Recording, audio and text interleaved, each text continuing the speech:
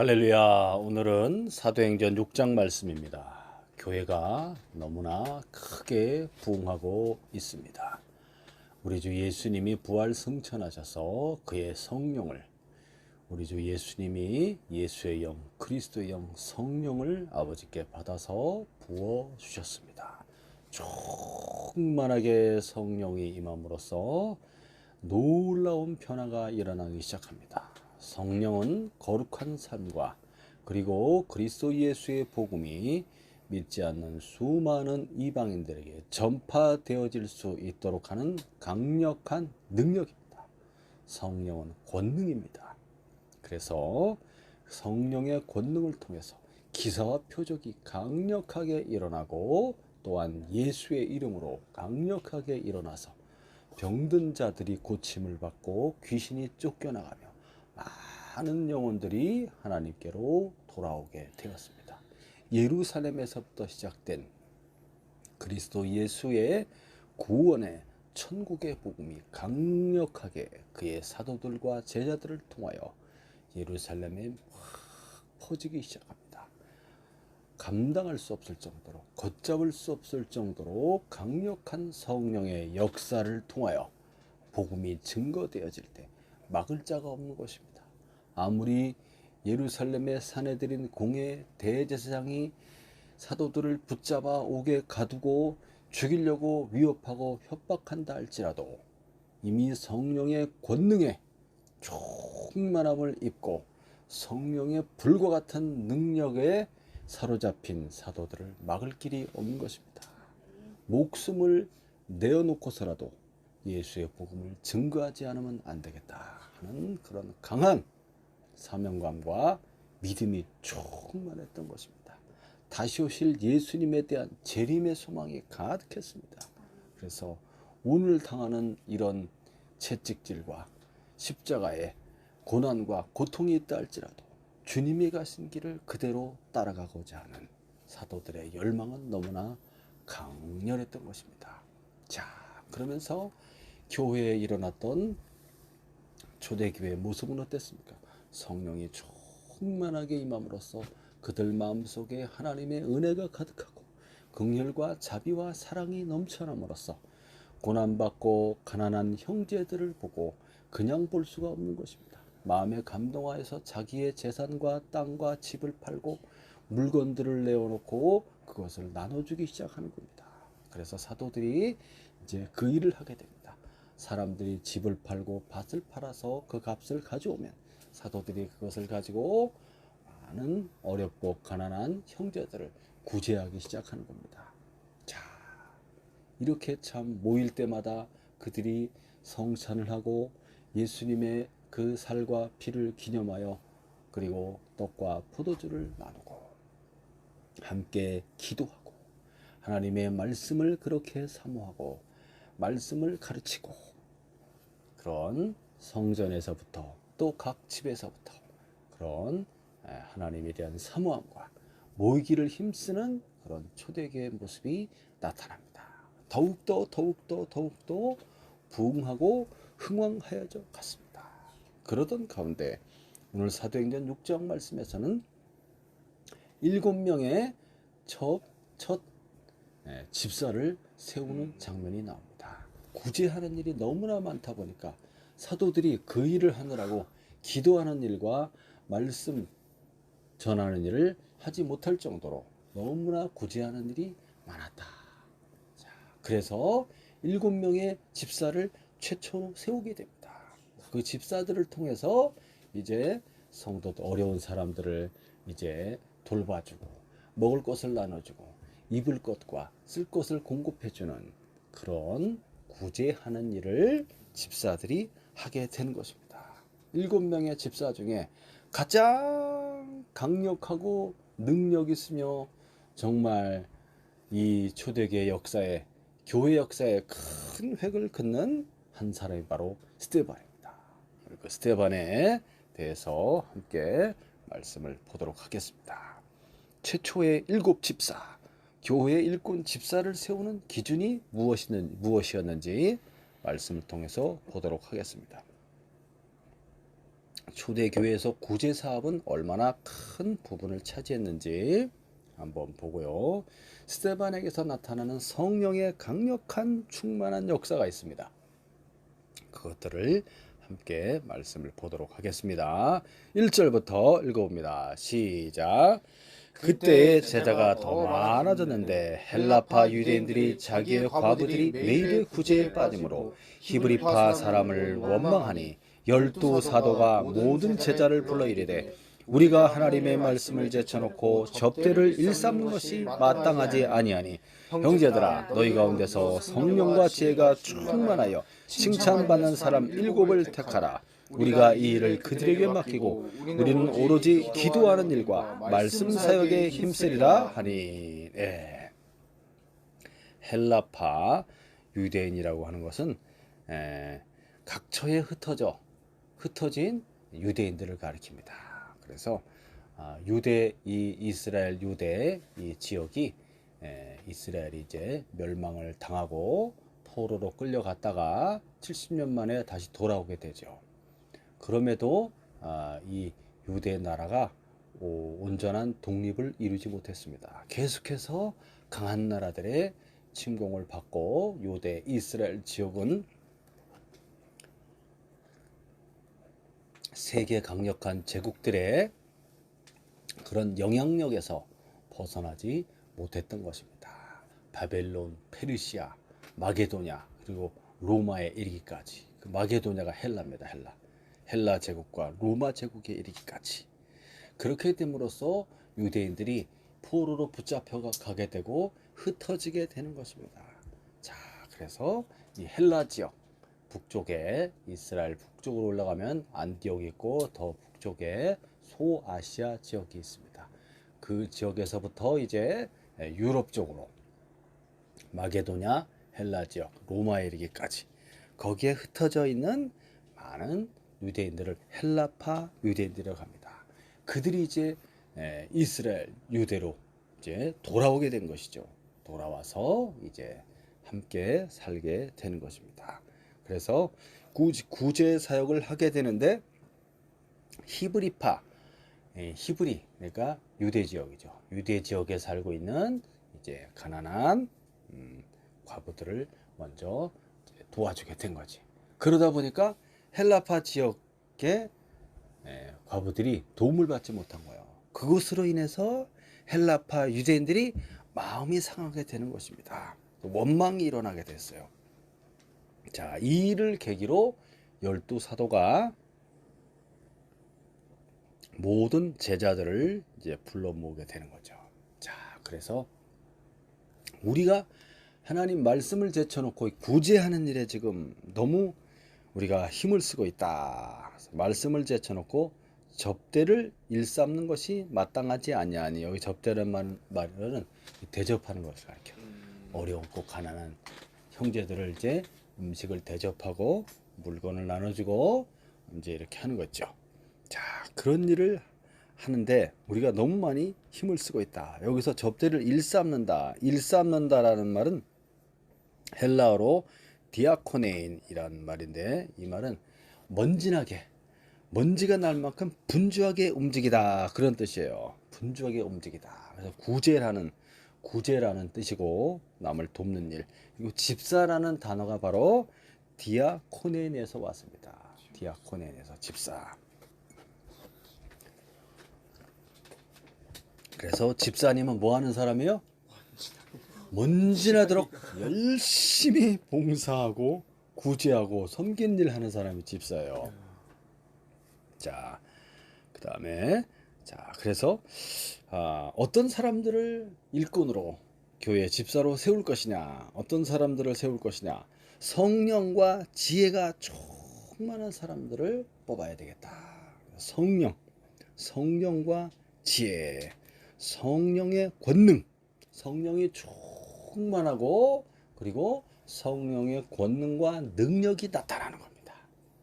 그 지혜가 성령의 지혜가 가득한 사람, 성령의 인도하심을 받는 사람, 그 사람을 7명을 택하기로 한 것입니다. 자, 그리고 우리는 기도하고 말씀 사역에 전무해야 되겠다. 이렇게 된 거죠. 자, 그 다음 말씀 보겠습니다. 5절부터 시작.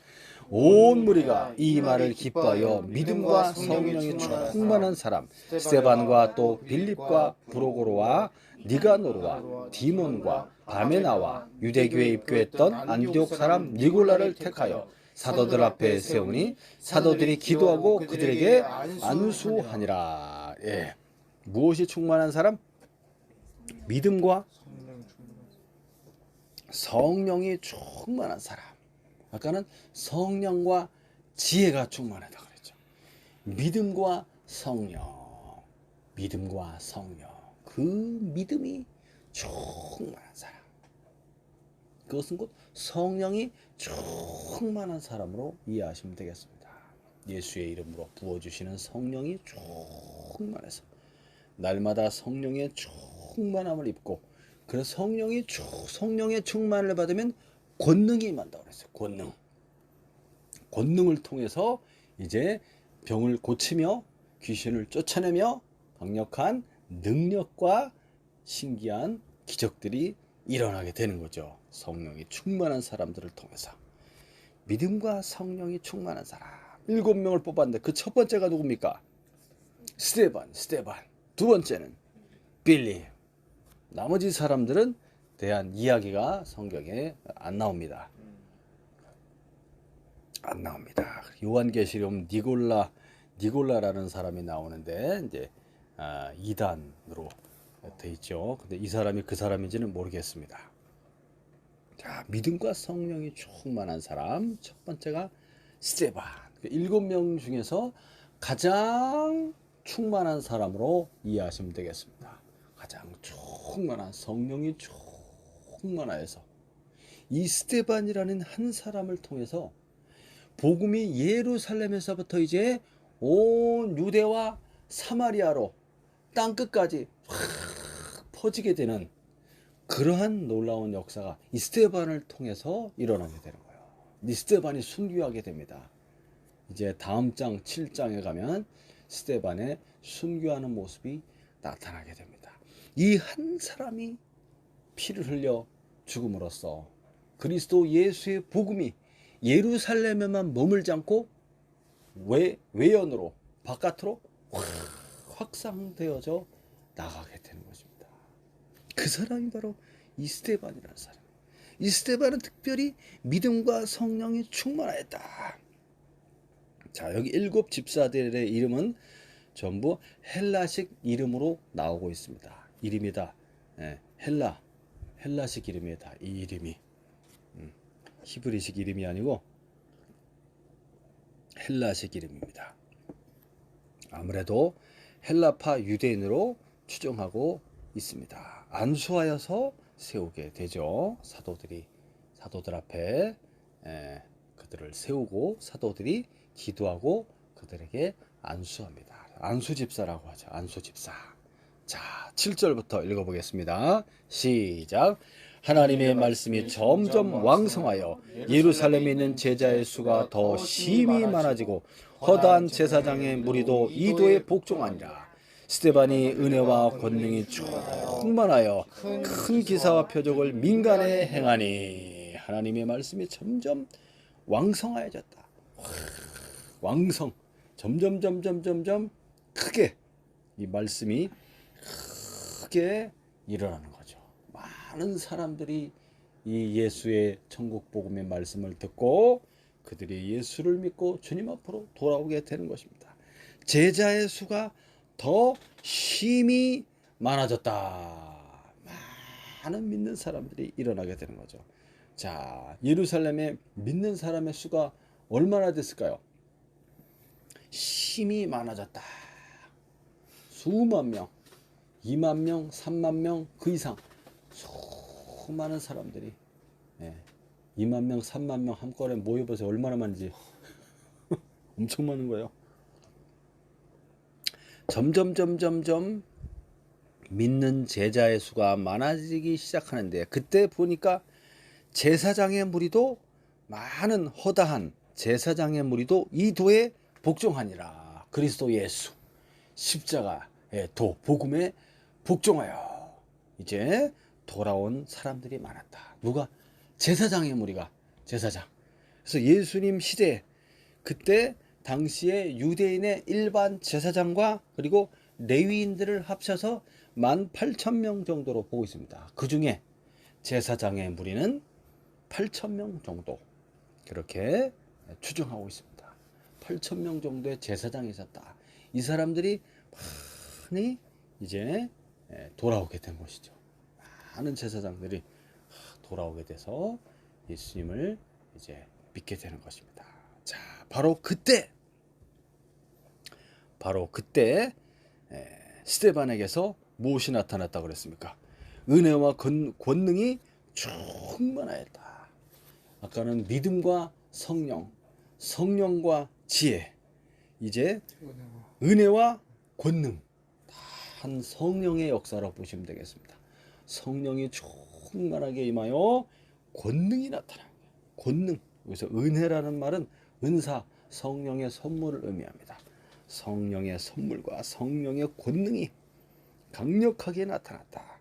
각종 능력들이 나타남으로써 큰 기사와 표적을 민간의 많은 백성들에게 행하였다는 것입니다. 기사와 표적을 어떻게 나타났어요? 그 기사와 표적들이 귀신을 쫓아내며 많은 병든 자를 치유하는 역사로 나타나는 것입니다. 병든 자를 치유하는 역사로 많은 사람들이 이 스데반을 통해서 고침을 받은 사람들이 많은 거죠. 사도들을 통해서도 또한 이 스데반 집사를 통해서도 그런 역사가 강력하게 나타났던 것입니다. 자, 그 다음 또 보겠습니다. 9절부터 시작. 이른바 자유민들 즉 구레네인 알렉산드리아인 길리기아와 아시아에서 온 사람들의 회당에서 어떤 자들이 일어나 스데반과 더불어 논쟁할세. 자, 자유민이라는 사람들이 나오죠. 자유민은 어떤 사람이냐면 이 사람들을 리버티노로 합니다. 리버티노. 종에서 이제 자유롭게 된 사람들, 그런 뜻이에요. 종에서. 이 사람들이 어떻게 하다 종살이를 하게 됐느냐 하면은 BC 53년경에 로마의 장군 폼페이우스가 유대 지역을 이제 차지하게 됩니다. 전쟁을 통해서. 그때 많은 유대인들이 붙잡혀가요. 그래서 로마까지 포로로 붙잡혀서 가게 되는 거야. 로마까지 잡혀가게 되는 거야. 로마로 잡혀가서 밑에 지도를 보시면 로마까지 잡혀가서 얼마나 먼 나라야. 거기까지 잡혀가서 거기서 종살이를 하게 되었는데 그들의 주인에 의해서 이제 이들이 이제 해방이 되게 됩니다. 해방이 되게 돼요. 그래서 해방된 그 사람들이 이제 예루살렘으로 이제 돌아오게 되는 거죠. 예루살렘으로. 자, 이른바 자유인들. 자, 이 자유인들은 어디 사람들이요? 구레네, 알렉산드리아, 길리기아, 아시아에서 온 사람들의 회당에서 이렇게 나왔죠. 밑에 보시면 지도 한번 보세요. 지도를 보면 자, 밑에 유대 있죠. 유대. 지중해. 이 회색 빛으로 되어 있는 게 이제 바다입니다. 지중해 오른쪽으로 보면 유대가 있고 위로 쭉 올라가면 이제 그 섬은 구브로 섬이 있고요. 그 섬 위에가 길리기아입니다. 그리고 밤빌리아, 부르기아, 갑바도기아 위에 본도. 자, 요 지역을 이제 소아시아 지역이라고 합니다. 여기가 이제 주로 헬라 지역이죠. 그리고 바다 건너가면 옆에가 마게도냐, 그리스, 마게도냐, 아테네. 그 왼쪽으로 더 넘어가면 로마가 되겠죠. 자, 남쪽으로 보시면 이집트가 있고 이집트 바로 왼쪽 편에 거기가 알렉산드리아입니다. 알렉산드리아. 지도에는 표시가 안 됐지만 알렉산드리아. 그 왼쪽으로 더 가면 구레네가 나오죠. 구레네. 자, 그래서 이 시대의 구레네는 구레네는 북아프리카의 이제 리비아입니다. 지금의 리비아죠. 리비아. 학술과 문화가 번창한 도시였고 알렉산드리아 역시도 최대의 상업과 무역의 중심지고 10만 명이나 달하는 유대인들이 거기 거주했다고 합니다. 자, 이렇게 로마에까지 이제 잡혀간 사람들도 있었고 그 그 다음에 이 헬라 지역에 흩어져 있는 이런 유대인들이 리버디노 당을 만든 거야. 리버디노 당, 회당의 연합체가 리버디노 회당입니다. 그 회당에 소속된 각 지역에 흩어진 이 유대인들이 이제 스데반과 논쟁을 하게 된 거예요. 이 사람들이 예루살렘에 와 있었지. 스데반과 논쟁을 하게 되는 것입니다. 자, 10절부터 보겠습니다. 10절부터 시작. 스데반이 지혜와 성령으로 말함을 그들이 능히 당하지 못하여 사람들을 매수하여 말하게 하되 이 사람이 모세와 하나님을 모독하는 말을 하는 것을 우리가 들었노라 하게 하고 백성과 장로와 서기관들을 충동시켜 와서 잡아가지고 공회에 이르러. 그들과 논쟁이 일어나게 되었는데 스데반이 지혜와 성령의 능력과 지혜로 말을 하는데 그 말을 능히 당하지 못한 거야. 이 사람들이 그 논리와 그 말을 당하지 못해. 하나님의 지혜로 필요한 말씀들을 쫙 이렇게 성경의 말씀들을 근거로 얘기를 하니까 당하지를 못하는 거예요. 그래서 어떻게 합니까? 이 사람들이 어떻게든지 스데반을 잡으려고 그러는가? 왜 그렇게 스데반을 공격할까? 7명 집사 중에서 왜 스데반을 그렇게 공격할까요? 스데반에게서 강력한 성령의 권능이 나타남으로써 많은 이스라엘의 백성들이 믿음을 갖게 되는 거. 아까 그 제사장도 많은 제사장이 돌아왔다고 하지 않습니까? 그 당시 제사장들은 되게 어려웠어요. 제사장들이 1년에 몇 개월만 일을 할 수 있고 나머지 거의 한 8개월 정도는 일이 없어. 제사장의 예루살렘의 제사장의 숫자도 많았지만은 이제 그 계속해서 그 직무를 숫자는 많은데 성전 안에서 하는 직무는 한정돼 있지. 그러다 보니까 제비를 뽑아서 이제 그 일을 이제 맡기게 되는 겁니다. 그러다 보니까 그리고 이제 3대 명절, 유월절, 오순절, 그리고 초막절 이 3대 명절 기간을 합치면 한 2달 정도 돼요. 2달 정도 되고 그 다음에 이제 순번으로 돌아가면서 뽑혀갖고 일하는 게 한 2달 정도 되고 그럼 나머지 이제 8개월은 일이 없는 거야. 그래서 그 당시 제사장들도 직업을 하나 더 가졌다는 거야. 투잡을 했어. 투잡. 어려웠지.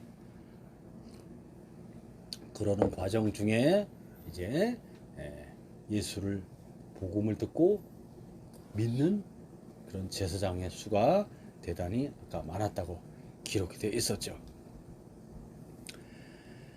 사람들을 매수했어. 누가? 그 헬라에서 온 그 리버디노 회당에 소속된 그 각 지역에서 온 그 사람들이 스데반과 논쟁을 벌이는데 성령의 권능과 지혜로다가 근거 말씀들을 구약의 말씀들을 쫙 대면서 그 다음에 말씀의 능력이 있지 지혜가 있지 권능과 능력이 나타나지 어떻게 할 수가 없는 거야.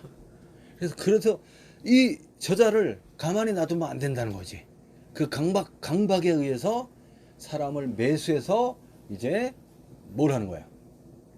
사람을 매수 거짓 증인들을 세워가지고 이제 공회를 열어서 재판에 붙여서 그를 이제 없애버리려고 하는 거예요. 그 정도로 이 사람들은 위기의 코너에 몰린 거야. 스데반을 제거하지 않으면 안 된다는 거야. 그렇게 강한 충동을 느끼게 된 것입니다. 거짓 증인들을 세우는데 마치 예수님을 십자가에 못 박기 위해서 거짓 증인들을 세웠던 것과 똑같은 그 프레임으로 이 스데반을 얽어매는 것입니다. 뭐냐면 이 사람이 모세와 하나님을 모독했다. 모세를 모독했다는 말은 율법을 지키지 않는다는 거예요. 율법을 폐하려고 한다. 두 번째는 하나님을 모독했다는 말은 성전을 모독하고 있다. 이거죠. 이 두 가지를 가지고 예수님을 십자가에 못 박아 처형하는데 거짓 증인을 세워서 그렇게 예수님을 몰아가지 않았습니까? 똑같은 걸로 하는 것입니다. 자, 그가 모세와 하나님을 모독하는 말을 우리가 들었다 하면서 백성과 장로와 서기관들, 이 공회원들입니다. 이들을 충동시켜서 이제 잡아가지고 공회에 끌고 온 것입니다. 그래서 공회가 열리는 거예요. 공회가 밑에 그림에 보면 스데반 집사의 모습을 누가 그려놓은 게 있습니다. 자, 그 다음 보겠습니다. 13절부터 시작. 거짓 증인들을 세우니 이르되 이 사람이 이 거룩한 것과 율법을 거슬러 말하기를 마지 아니하는도다. 그의 말에 이 나사렛 예수가 이곳을 헐고 또 모세가 우리에게 전하여준 규례를 고치겠다 함을 우리가 들었노라 하거늘 공회 중에 앉은 사람들이 다 스데반을 주목하여 보니 그 얼굴이 천사의 얼굴과 같더라. 스데반의 얼굴이 천사의 얼굴과 같이 너무나 멋진 모습으로 있는데 마치 천사의 얼굴을 보는 것 같이 빛이 나면서 영광스러운 모습으로 돼 있는 거지. 이 스데반의 순교를 암시하는 거예요. 스데반의 순교. 이게 스데반의 순교. 막 거짓 증인들을 세워가지고 예수님을 죽일 때처럼 이 사람들이 달라들어서 스데반을 막 모함하는 거예요. 모함. 이 사람이 율법을 고치겠다. 모세가 준 율법을 갖다가 감히 자기 마음대로 뜯어 고치겠다는 것이 아니라 지금까지 이제 모세에게 주었던 율법, 성전, 그 모든 것들이 다 누구를 가리키는 거예요? 하나님의 아들 그리스도 예수, 어린 양으로서 이 세상에 오셔서 자기의 몸, 거룩한 몸을 제물로 드림으로써 속죄의 피를 흘리게 함으로써 만민을 구원하는 그 제물로서, 화목제물로서 하나님 아버지가 자기 아들을 세상에 보냈다는 것이, 그럼으로써 이 모든 율법이 가르쳤던 바가 누구에게로부터 딱 끝나게 되는 거예요? 예수님에게로부터 완성이 되는 거예요. 그 속죄의 제사가 바로 하나님의 아들 그리스도 예수가 십자가에 못 박혀 죽는, 바로 그것을 대속을 가리키는 거예요. 그걸 이야기를 한 건데 마치 이걸 모함해 갖고 율법을 고치고, 감히 모세가 준 율법을 고치고 율법을 폐하게 하는 자다. 이 사람이 율법을 폐한다. 율법 폐기론자. 이렇게 뒤집어 씌우는 거야. 그 다음에 또 예수님의 몸이 성전이에요. 예수님의 몸이. 그래서 예수님이 이제 자기 몸을 바쳐 죽는 것을 이제 세례라고 말했지. 예수님이 세례. 그러면서 이 성전을 헐라. 내가 3일 안에 다시 세우리라 했던 예수님 말씀이 있지. 그걸 가지고 그때도 예수님을 하나님을 모독했다. 성전을 모독한 것은 하나님을 모독한 것이지. 그렇게 해서 예수님을 십자가에 못 박는데 모함을 한 것입니다. 이 성전을 헐라, 그 말은 무슨 말이? 예수님의 몸을 가리키는 거예요. 예수님의 몸. 십자가의 대속의 제물로 드리시고 제3일에 부활하신다는 걸 말하는 거예요. 예수님의 몸 자체가 성전이야. 예수님 몸 자체가. 예수를 믿는 사람들이, 곧 성령을 받은 사람들이 그리스도와 연합되어 그 사람 한 사람이 성전이 되는 거예요. 거룩한 몸이 되는 것이지. 성전을 의미하는 예수님의 몸. 그 몸이 헐린다는 것은 무너진다는, 죽는다는 것을 뜻하고, 다시 세운다는 것은 부활을 의미하는 것입니다. 그 의미로서 예수님이 말을 했고, 복음을 전하다가 스데반도 그 이야기를 했을 거 아니에요. 그걸 꼬투리 잡아갖고 하나님을 모독했다. 성전을 모독했다. 율법을 폐한다. 저자는 살려둘 수가 없다. 이렇게 되는 거죠. 자, 그렇게 자기를 모함하고 있는데 정작 모함을 받는 스데반의 모습은 어땠다는 거예요? 얼굴이 천사같이 환하게 돼서 그가 이제 다음 7장을 보면 마지막 설교를 쫙 하게 됩니다. 마지막 설교. 하나님이 이스라엘을 택하시고 아브라함 그들을 통하여서 그 후손으로 하나님 아들 그리스도가 오시고 만민을 구원하기 위해서 그리스도가 어떻게 하셨는지 그런 것들을 쭉 이야기하면서 이스라엘 민족이 과연 어느 때 한 번이라도 진정으로 하나님을 섬긴 적이 있느냐 하는 것을 이야기합니다. 목이 곧고 아주 교만하기 짝이 없고 틈만 나면 하나님을 버리는 자기 중심적, 우상을 숭배하고 욕심과 탐욕에 이끌려 하나님의 구원해주면 다시 돌아왔다가 그리고 살만하면 또 떠났다가 다시 살려달라고 막 예언해서 또 구원해주면 잠깐 믿다가 또 타락하는 이 이스라엘의 모습. 하나님과 우상을 항상 같이 놓고 하나님을 우상처럼 섬긴 사람들이 바로 이스라엘 유대인이었던 것이죠. 그들에게 율법을 주었지만 그 율법을 오해하여서 제대로 하나님을 섬기지 못했습니다. 율법의 형식적인 율법주의, 그것이 문제라는 것을 지적하니까 죽이려고 하는 거예요. 왜 안식일날 병든 자를 고치느냐? 안식일이 누구를 위해서 있는 거예요? 본래 안식은 하나님의 것입니다. 하나님의 안식에 우리들을, 이 죄인들을 초대하신 거예요. 안식은 누구를 위해서 있는 것입니까? 누구를 위해서? 하나님의 것이고 그 안식에 다 들어오라는 거예요. 들어와라. 안식일날 병을 고치면 더 잘한 것이지. 지금 고통 속에서 하루라도 빨리 고침을 받고 건강한 몸으로서 그 사람이 우리 형제란 말이야. 하나님 아버지 앞으로 갈 수 있도록 해주는 것이 그게 착한 일이라는 거예요. 근데 그것을 가지고 율법을 폐하는 자다. 다른 날도 있는데 왜 안식일날 하냐. 이게 그 사람들이 예수님을 공격하는 그런 포인트가 되는 거죠. 얼마나 그게 말이 안 됩니까? 경직돼 있고 편협해 있고 하나님의 율법과 말씀을 곡해하여서 그것을 가지고 남을 정죄하고 자기가 싫어하는 사람을 잡아 가두기 위한 도구로 사용하는 거지. 그 율법을. 예수님도 그렇게 잡는 거야. 예수님도 하나님의 아들인데 힘이 없어서 잡힌 것이 아니고 아버지의 뜻대로 모든 것을 이루기 위해서 예수님이 이제 때가 되니까 잡혀주시는 거예요. 때가 되니까. 그래서 자기 목숨을 바치시게 되는 거죠. 할렐루야. 아멘. 스데반의 얼굴이 천사와 같이 되었다. 스데반의 순교를 암시하는 것입니다. 이 한 사람이 참 목숨을 바쳐 돌에 맞아 죽게 됩니다. 아이러니하게도 돌에 이 스데반을 죽이는데 앞장섰던 사람 중에 한 사람이 바로 바울이야. 사도 바울이야. 사도 바울이 여기 있었어. 여기. 그래서 스데반을 죽이는데 이 자를 더 이상 놔둘 수가 없다. 당장 죽이자 이렇게 된 거예요. 스데반이 설교를 쫙 마치자. 당장 죽이자. 스데반이 마지막 설교 말미에 가서 하늘을 우러러 보았는데 하늘이 열리고 하나님 아버지 보좌 우편에 하나님의 아들 예수님이 거기 서 계신 것을 보게 된 거야. 이 스데반이. 하늘이 열려서 스데반이 그것을 본 거지. 스데반이. 하나님 아버지 보좌 우편에 예수님이 딱 일어나 서 계시는 거야. 자기를 보고 있는 것을 스데반이 보게 됩니다. 그래서 그것을 말해주지.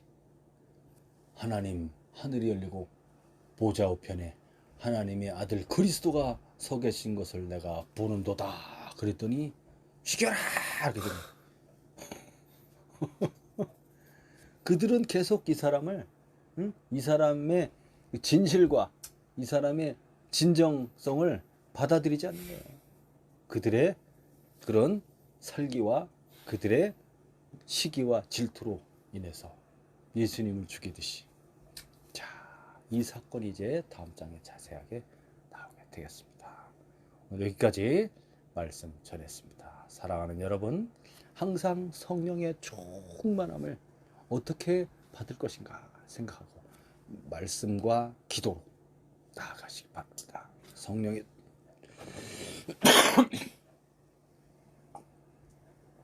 성령의 충만함을 받을 때 그때 성령의 지혜와 권능과 능력에 우리가 힘입게 되는 것입니다. 그때 비로소 육체의 욕심과 정욕을 제어할 수 있게 되는 것입니다.